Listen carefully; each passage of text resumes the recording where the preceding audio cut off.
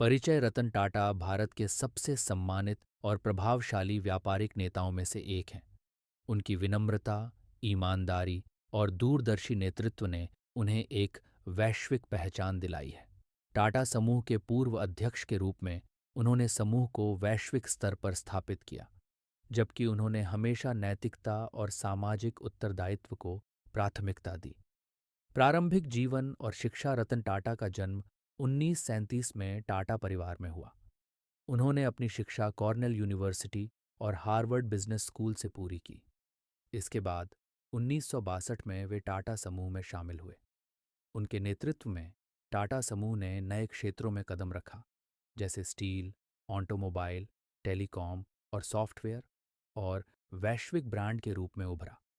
वैश्विक विस्तार और अधिग्रहण। उनके नेतृत्व में टाटा समूह ने Jaguar land rover, Tetley tea और कोरस स्टील जैसे बड़े अंतर्राष्ट्रीय ब्रांडों का अधिग्रहण किया। इन अधिग्रहणों ने टाटा को वैश्विक मंच पर मजबूती से खड़ा कर दिया।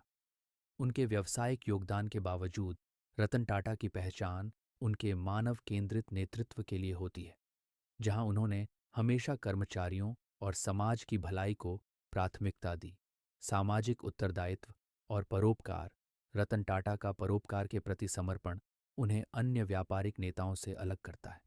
उन्होंने शिक्षा, स्वास्थ्य और ग्रामीण विकास के क्षेत्रों में कई सामाजिक पहलों का नेतृत्व किया।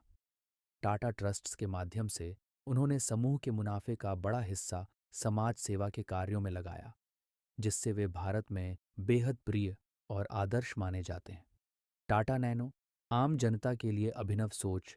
रतन टाटा की सबसे चर्चित पहलों में से एक थी टाटा नैनो कार का लॉन्च, जो आम भारतीयों के लिए सस्ती परिवहन सुविधा प्रदान करने के उद्देश्य से बनाई गई थी। हालांकि यह परियोजना व्यावसायिक रूप से उतनी सफल नहीं रही, लेकिन यह रतन टाटा की इनोवेटिव सोच और समाज के प्रति उनकी प्रतिबद्धता का उदाहरण है।